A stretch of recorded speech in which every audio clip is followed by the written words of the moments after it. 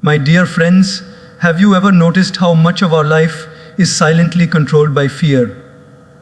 Fear of losing, fear of failing, fear of being judged, fear of not being enough. It's strange, isn't it? We wake up with fear, we walk with fear, and we sleep with fear, as if fear has become our invisible companion. But let me ask you something. If fear is always walking beside you, how will courage ever find its way to you? We spend our days forever wondering, what will they think? What if it doesn't work? What if I fall? And in that noise of endless what ifs, we forget to hear the gentle whisper of life saying, try anyway. You're capable. You're guided. There's a difference between living cautiously and living fearfully. Caution saves life. Fear kills it, silently, slowly, day by day. Today, let's talk about what it means to stop living in fear, not by avoiding life's noise, but by learning to hear the silence beyond it. Because the truth is, fear never disappears, it just loses its power when your faith becomes louder than your doubt. Most of our fears live not in the world around us, but in the rooms of our own mind. Think about it for a moment. How many of the things you worried about last month, last year, or even last night actually happened? How many nights were spent awake, imagining the worst, only to wake up and realize that life had quietly gone on unchanged? Fear is a clever storyteller. It writes the script of our worries long before the stage is even set. It creates scenes that never exist, dialogues that are never spoken, and endings that rarely ever happen. The mind paints these pictures so vividly that we start believing them more than the truth itself.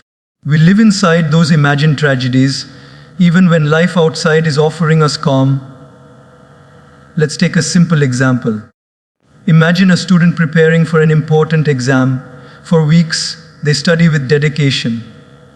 But the night before, fear begins whispering, what if you forget everything?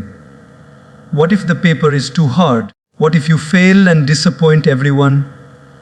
The next morning, the student wakes up tired, restless, not because the syllabus was huge, but because fear drained all their energy. The exam wasn't the problem, their imagination was. The fear existed in thoughts, not in reality. Once they sit in the hall, open the paper, and see familiar questions, they realize the mind had exaggerated the situation. Isn't that how we all live sometimes? We keep fighting battles that never come, and by the time peace arrives, we're too tired to welcome it. Fear doesn't need proof to survive, it only needs your attention. The more you think about it, the bigger it grows.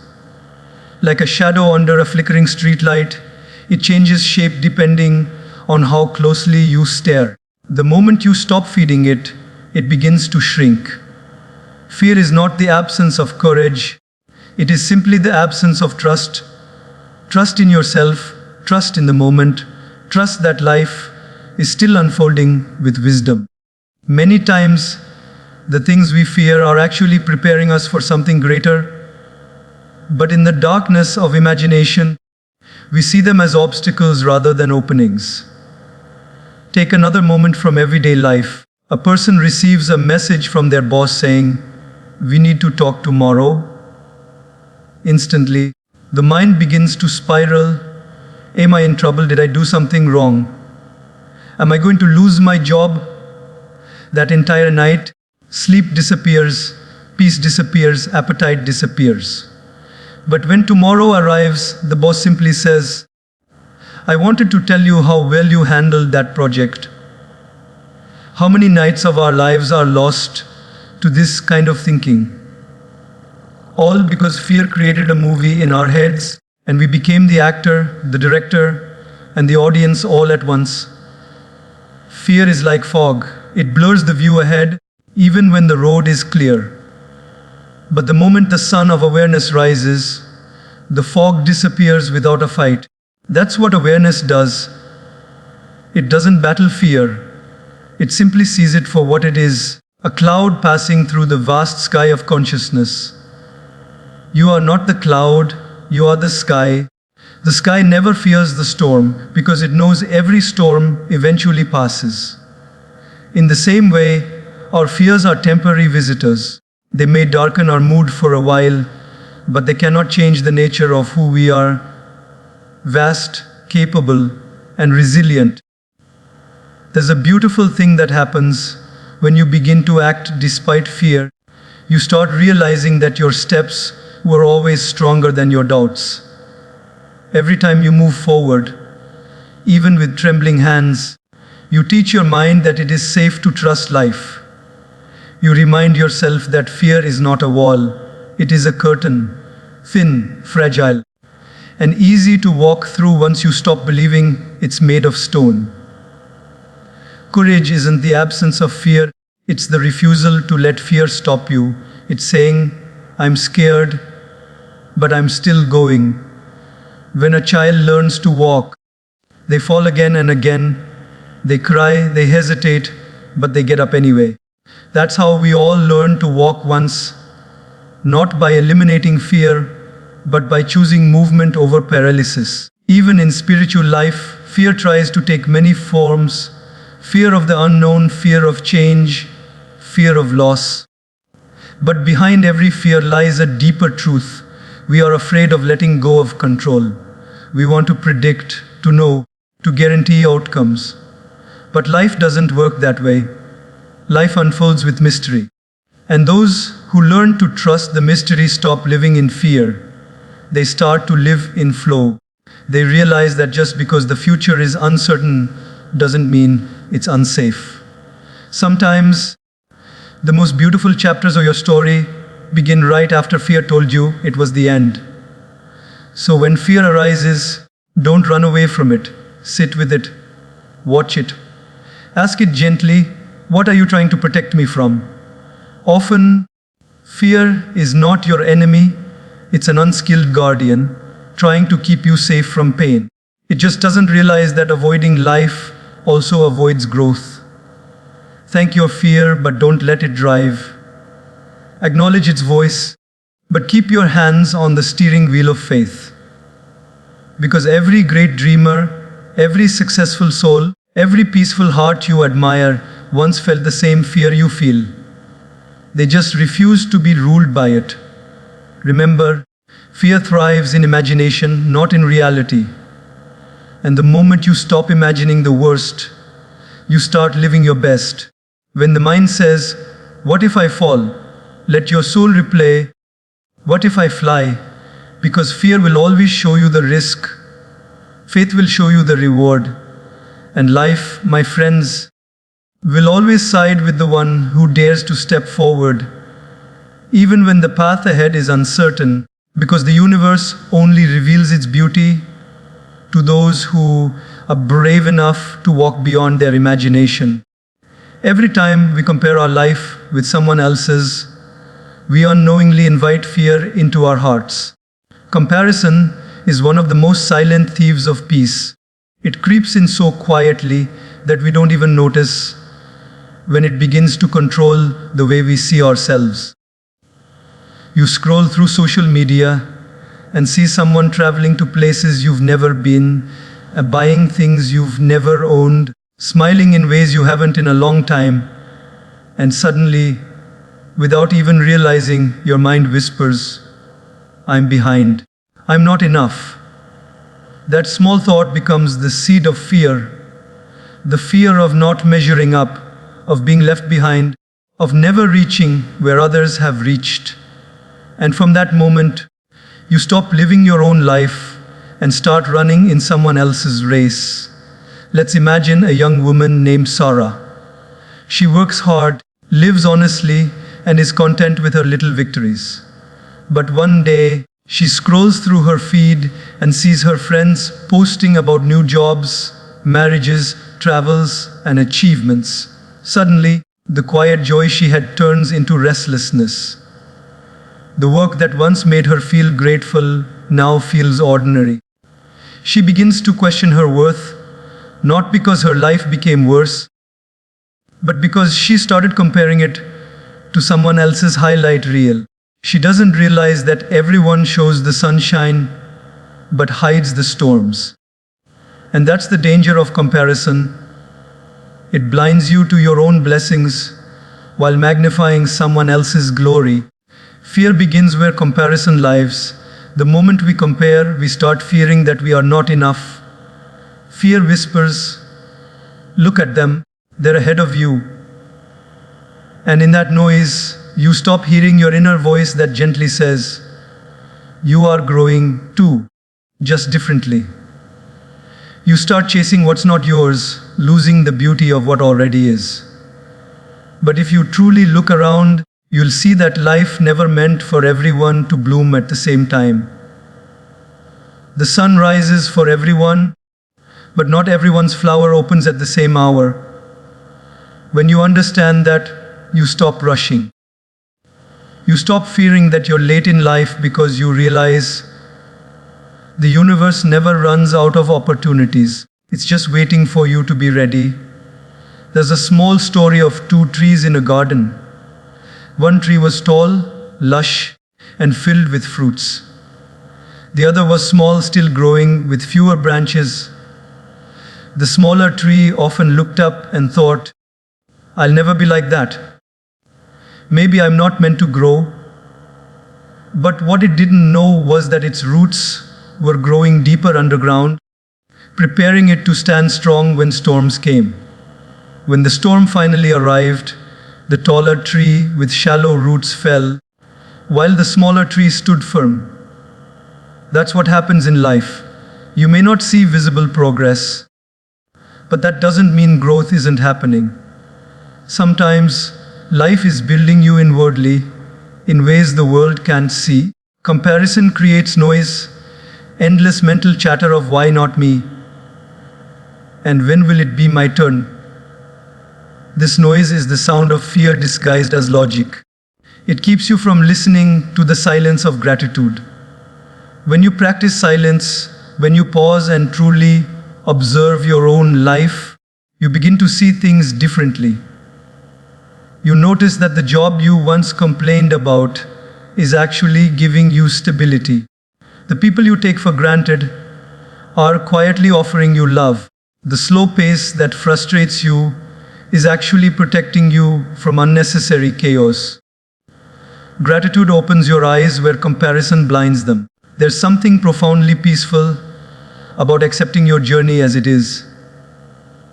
When you stop comparing, you start living with authenticity. You begin to appreciate your unique rhythm. You start to see beauty in small progress, the kind that doesn't make noise, the kind that no one claps for, but the kind that builds character. True confidence is not found in being better than others, it's in being content with who you are becoming.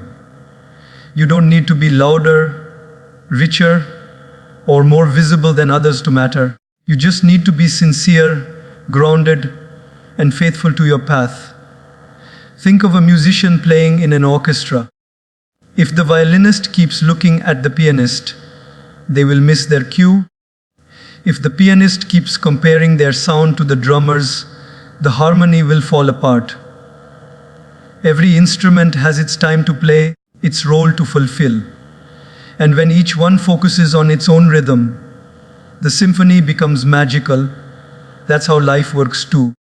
You don't need to play someone else's song. Just master your own tune, and the melody of your life will naturally harmonize with others. Comparison often makes people live in fear of judgment, constantly worrying about what others think. But no matter how much you try, someone will always have more, do more, or appear happier. The goal isn't to compete, it's to complete yourself. The moment you stop competing, peace enters. The noise in your mind softens. You begin to realize that your worth has never been tied to your achievements, possessions, or popularity. It's tied to your heart, how you love, how you serve, how you stay kind even when unnoticed. So whenever fear arises from comparison, return to silence. Silence isn't emptiness, it's awareness. Sit quietly, close your eyes, and feel the life flowing through you. Your breath, your heartbeat, your presence. You are alive, evolving, and learning. That alone is enough reason to be grateful. In that silence, fear dissolves. You no longer need to prove anything to anyone. You no longer chase validation. You start living from a place of peace, not pressure. Remember, comparison is the noise of fear, but silence is the music of peace. Choose silence. Choose awareness. Choose to appreciate your life as it unfolds.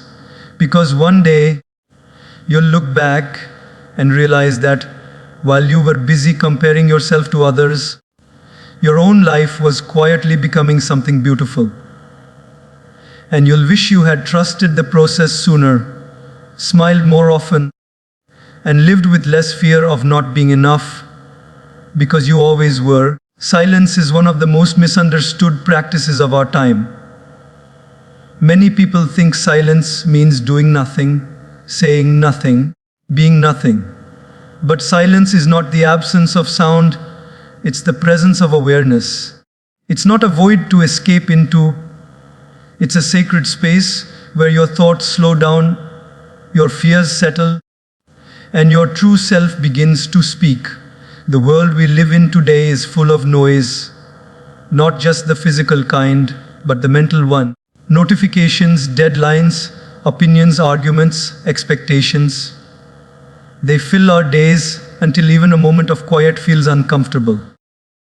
But when you learn to sit in silence, you realize it's not empty, it's full of answers that the noise has been drowning out all along.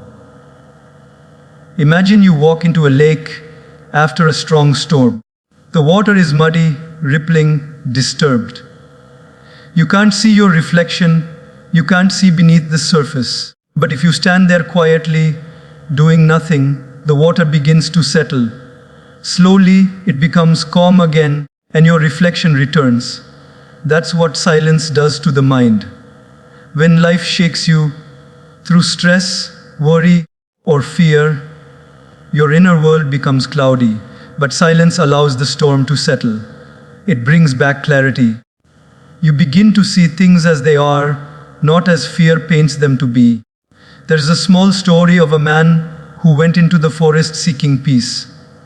He sat near a waterfall and tried to meditate, but the noise of rushing water distracted him. He moved deeper into the woods, but there the birds chirped and leaves rustled. He grew frustrated and thought, how can I ever find silence in such a noisy world? But then something shifted within him. He realized that silence isn't about the absence of external sounds. It's about the stillness inside. Even in the midst of noise, he began to feel quiet because his mind stopped resisting it. The outer world didn't change, but his inner world did. That's when true silence began. In daily life, we don't have to go into a forest to find that kind of silence. It's available in simple moments. Sipping your morning tea without reaching for your phone, walking alone without headphones, sitting for a few minutes and just watching your breath. These little acts of silence are not escapes from life, they are doorways into deeper living. They reconnect you to your awareness. When you're silent, you start noticing the things you usually miss. The warmth of sunlight on your skin, the rhythm of your breathing, the sound of your own heartbeat. You realize how alive you are, how present the moment is, and how unnecessary much of your worry truly was. Silence also reveals truths that noise hides. Many times, we make decisions out of impulse, fear, or pressure because we don't give life the silence it needs to speak to us. Think about it. How often do you say yes to something just because you felt you had to respond quickly? How many times have you regretted words spoken in haste? Silence creates a gap between thought and reaction, and in that gap lies wisdom. That's where understanding grows. When you learn to pause before reacting, you begin to respond from awareness, not from emotion. The more you practice silence, the more life begins to make sense. In the noise of everyday life, we are constantly trying to prove something: our worth, our opinions, our success. But silence has no agenda. It doesn't demand, it doesn't compare, it doesn't perform. It simply is. That's why it feels so liberating. When you sit in silence, you stop being a role and start being a soul. You stop identifying yourself with what you do and start reconnecting with who you are. It's a return to authenticity, a homecoming to yourself. People often say, "I can't stay quiet, my mind doesn't stop talking." But that's exactly why silence is powerful. The purpose is not to stop the mind, but to observe it. To watch your thoughts like clouds drifting through the sky, coming and going without holding on to them. You are not your thoughts. You are the space in which they appear and disappear. A person who practices silence doesn't run away from the world. They engage with it more peacefully. They don't react to every insult, every failure, every fear. They move through life like a river, flowing, not fighting. That's what makes them powerful. Silence doesn't make you weak, it makes you wise. It gives you the strength to hear what others miss, to see what others overlook, and to act with calm clarity instead of chaos. The loudest person in the room is not always the strongest. Often, it's the quietest one who carries the deepest strength. In relationships, silence can also heal what words sometimes wound. There are moments when arguments turn into battles, where both sides speak but no one listens. In those moments, silence is not avoidance, it's grace. It's the space that allows hearts to cool down, emotions to soften, and understanding to return. Sometimes saying nothing says the most. When you practice silence with love, you give the other person room to reflect and heal. Even nature understands silence. The sun rises quietly, the moon glows silently, and flowers bloom without noise. Nothing in nature shouts to be seen. It simply is, and that's what makes it beautiful.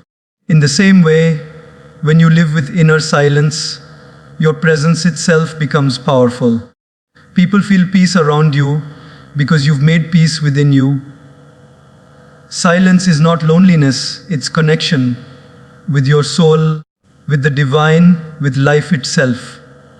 It's the space where you stop trying to control and start allowing.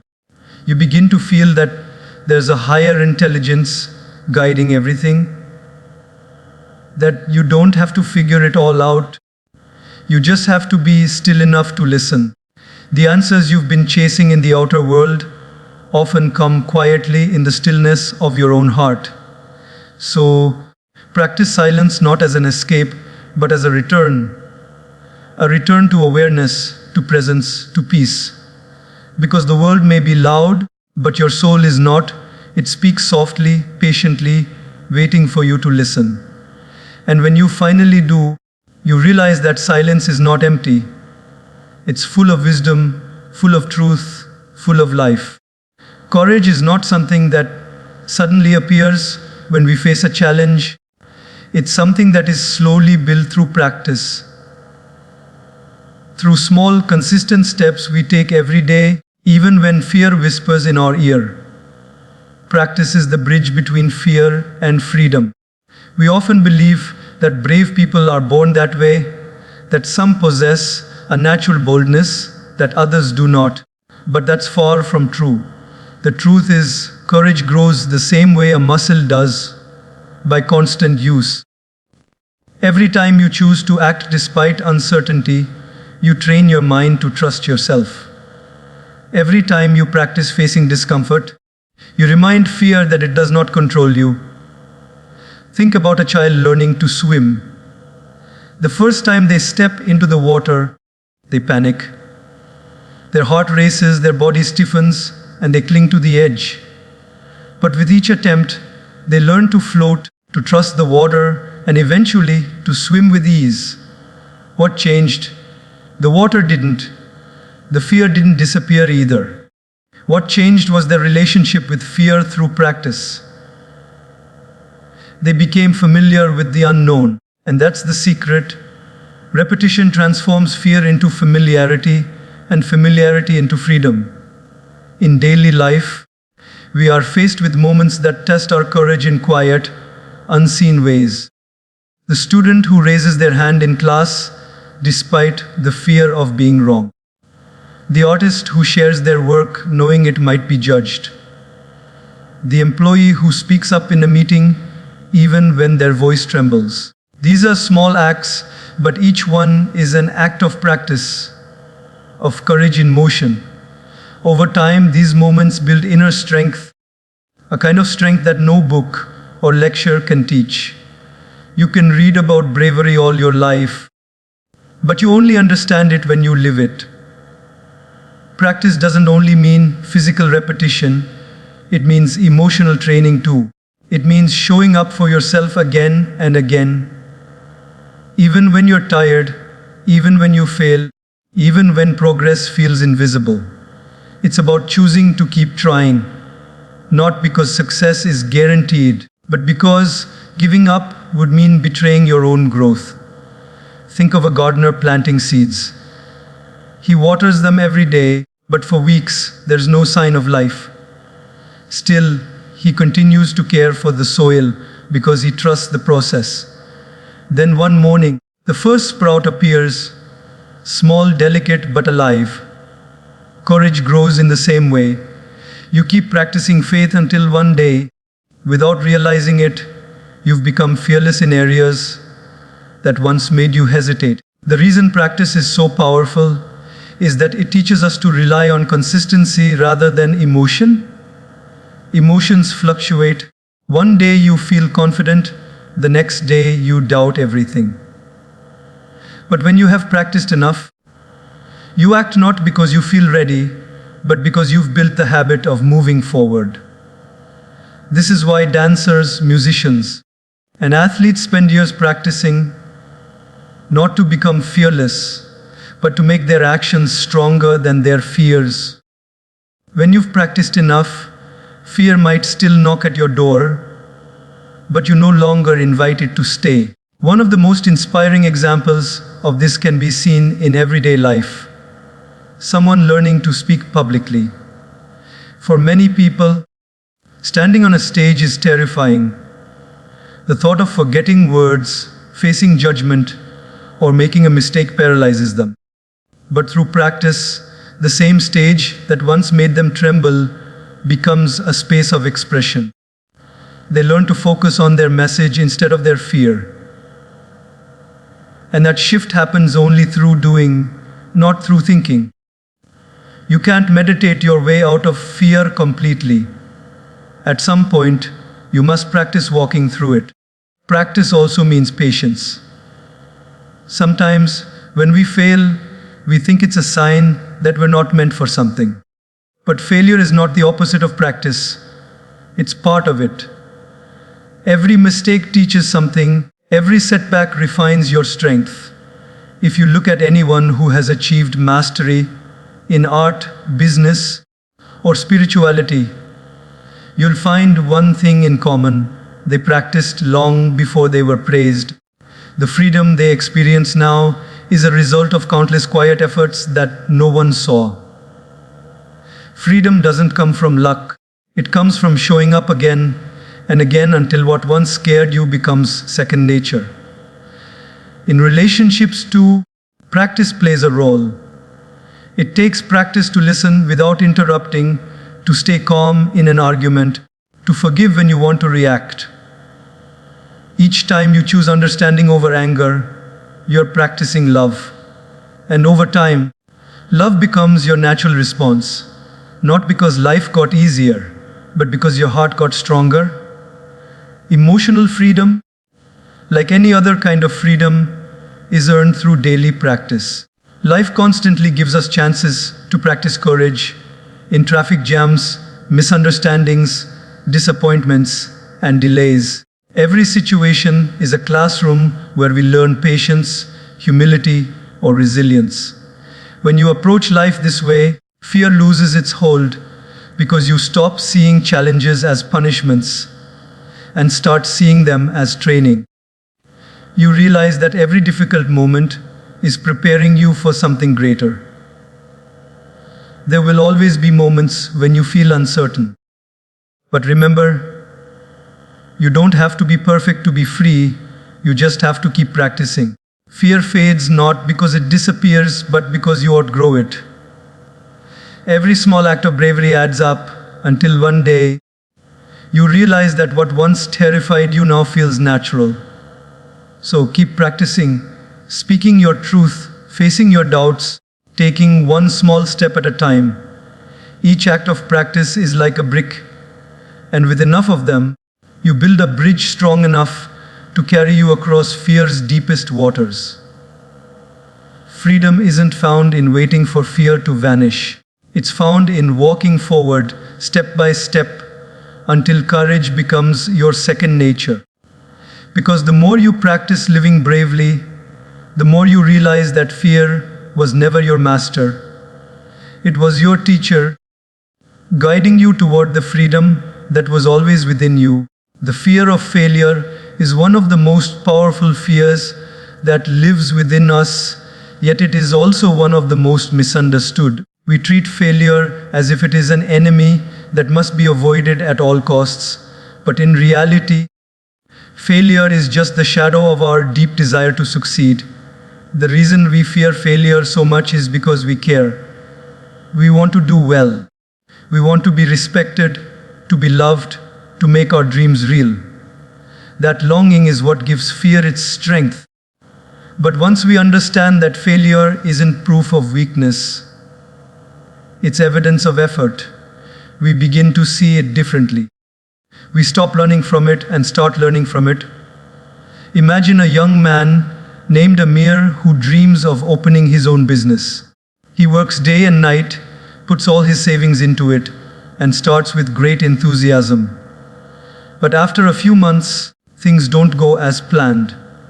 Sales are low, customers are few, and eventually he has to close his shop. Everyone around him calls it a failure. Amir feels broken, ashamed, and fearful of ever trying again. But a few months later, when he reflects, he realizes something powerful. Though the shop closed, he learned more in those few months than years of schooling could have taught him.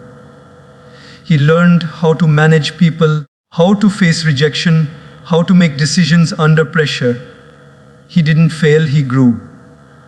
The shop was gone, but the strength remained. This is what fear of failure blinds us from seeing. That failure is not a stop sign, it's a signpost pointing us toward a better version of ourselves.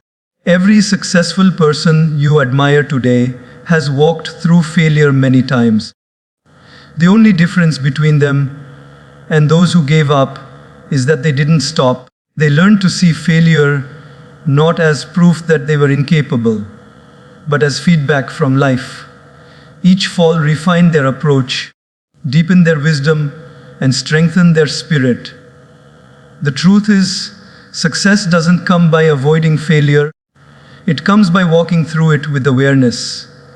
Think about how a baby learns to walk. The child stands up, takes a few steps, and falls, stands again, falls again. No one calls it a failure. The parents don't say, "Maybe walking isn't for you." They smile, encourage, and let the child keep trying. Why? Because they know the falls are part of learning. But somewhere along the way, as we grow older, we forget this truth. We start to label our stumbles as signs of unworthiness instead of signs of growth. We stop trying new things because we fear the embarrassment of falling.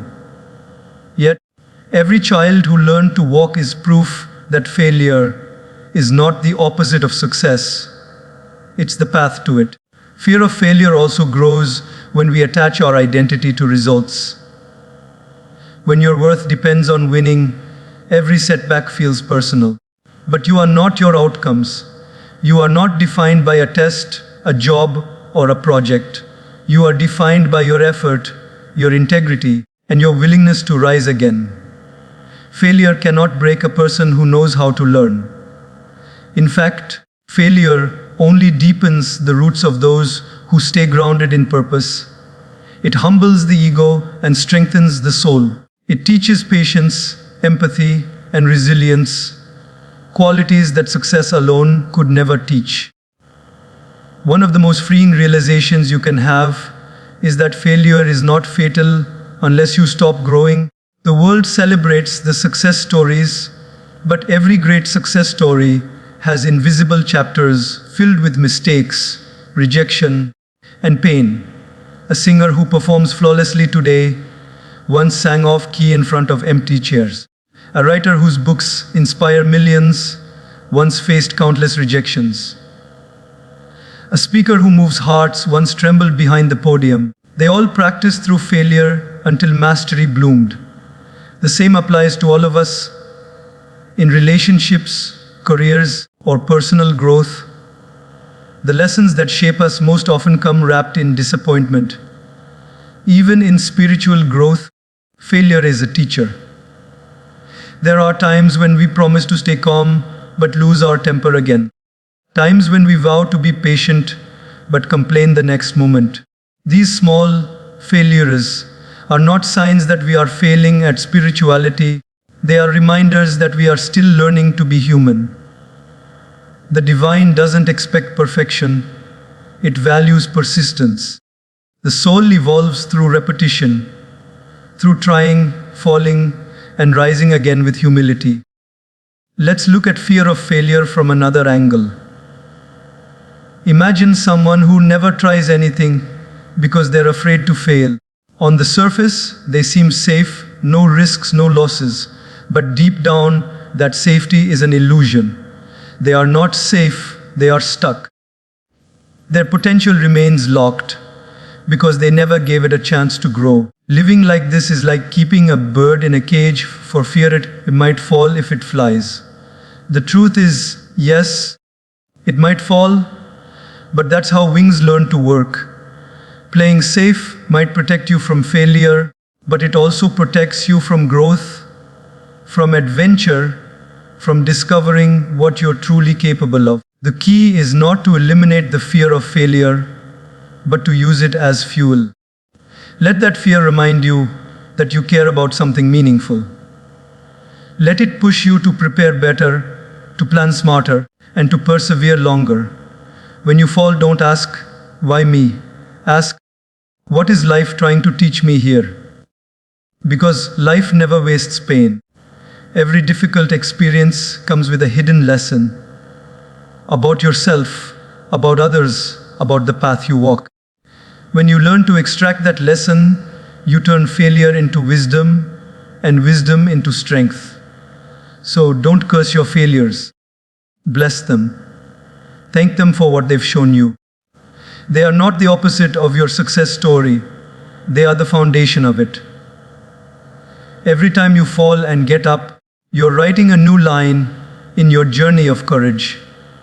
And one day, when you look back, you'll see that what you once called failure was actually the moment your strength was born. Fear will always try to make you stop, but your desire to grow must be louder. Because in truth, failure never defines you, only your response to it does. The power of forgiveness is one of the greatest forces that can transform a person's life, yet it is also one of the hardest to practice. Forgiveness is not a weakness, it is the strength of the heart that has been hurt, but still chooses to heal. It is the decision to stop carrying the weight of bitterness that slows down your soul. Many people misunderstand forgiveness. They think it means allowing the wrong door to escape accountability. But forgiveness is not about them. It's about you. It's about freeing your heart from the chains that keep you bound to the pain of the past. Imagine you are holding a burning coal in your hand, waiting for the right moment to throw it at someone who hurt you. The longer you hold it, the more it burns you. That's what resentment does. It burns the one who holds it. Every time you replay the hurt in your mind, every time you wish things had been different, you give your power away. Forgiveness, on the other hand, is the moment you open your hand and let go of that coal. It doesn't mean the pain never existed. It means you have chosen peace over poison. Take the example of Ayesha, who was betrayed by a close friend she trusted deeply. The betrayal left her heartbroken. For months, she couldn't sleep peacefully. Every memory of her friend brought tears and anger. She tried to distract herself, but nothing worked. The hurt followed her everywhere. One day, she heard an elderly woman say, "When you forgive, you don't change the past, you change the weight of the present." That night, Ayesha wrote a letter to her friend, not to send it, but to release herself. She poured out everything she felt, then ended with the words, "I forgive you. Not because you deserve it, but because I deserve peace." From that day, she felt lighter. Nothing about the past changed, but her heart did. That's the magic of forgiveness. Life often gives us people and experiences that test our capacity to forgive. Sometimes it's not others, but ourselves that we struggle to forgive. We replay our mistakes, regret our decisions, and punish ourselves for not knowing better back then. But true healing begins when we offer forgiveness to our own hearts. You are not the same person you were when you made those choices. You have grown, learned, and evolved. You don't need to be perfect to be at peace. You need to be kind to yourself. When you forgive yourself, you stop living in the shadow of your past and start walking toward the light of your present. Forgiveness is also a test of spiritual maturity.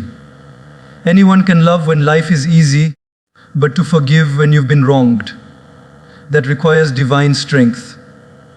When you forgive, you align yourself with the higher energy of compassion that comes from the source. You stop reacting from your wounds and start responding from your wisdom. You understand that holding grudges doesn't punish others. It disconnects you from your own peace. The heart that forgives is the heart that trusts that life is just, that everything you lost will return in another form, and that the universe has its own way of balancing what we cannot. There's a story of a monk who carried a heavy bucket of water on his shoulders every day to fetch water from the river. One day, someone wronged him deeply, and he couldn't stop thinking about it. His master noticed his frustration and asked, "Why are you angry?" The monk said, "Because I can't forgive." The master smiled and said, "Then you are like a man who carries two buckets, one of water and one of fire. The water nourishes life, the fire burns you." Forgiveness is putting down the bucket of fire. It is not about forgetting, it's about remembering without the sting. It's about learning the lesson, but releasing the pain. Sometimes people say, "But they never apologized." And yes, that's true. Many times the people who hurt us will never say sorry. But if your peace depends on their apology, you are giving them power over your emotions. Don't wait for closure from others. Give closure to yourself. The apology you're waiting for might never come, but the healing you need begins the moment you decide to forgive without it. Forgiveness is not something you do once. It's something you practice every time the memory returns. It's the daily choice to say, "I choose peace again." In daily life, forgiveness can turn ordinary conflicts into lessons of growth. Think of the moments when someone cuts you off in traffic, when a coworker takes credit for your idea, or when a family member misunderstands your intentions. These small irritations are opportunities to practice forgiveness in simple ways. Instead of reacting with anger, you pause and say, let it go. You realize that your peace is more valuable than your pride. And the more you do this, the stronger your inner peace becomes. Forgiveness, in truth, is like a muscle. The more you use it, the stronger it grows. Forgiveness also creates space for love to return. When you hold on to resentment, you block the flow of love from entering your life. But once you forgive, the heart opens again. You begin to see goodness in people, beauty in moments, and hope in tomorrow. You no longer live as a victim of your past, but as a creator of your peace. You start to notice how light life feels when you stop dragging old memories everywhere you go. Forgiveness doesn't make you weak, it makes you wise. It teaches you to look beyond human behavior and see the journey of the soul behind it. Every person who hurts you teaches you something: patience, boundaries, empathy, or strength. Once you see pain as a teacher, forgiveness becomes natural. You no longer need revenge because you understand that every heart receives what it gives in its own time. So forgive, not for them, but for yourself. Forgive to breathe freely again. Forgive to sleep peacefully. Forgive to feel light when you wake up. Life is too short to keep replaying old wounds. Let go and let peace enter. Because forgiveness is not the end of your story. It's the beginning of your freedom.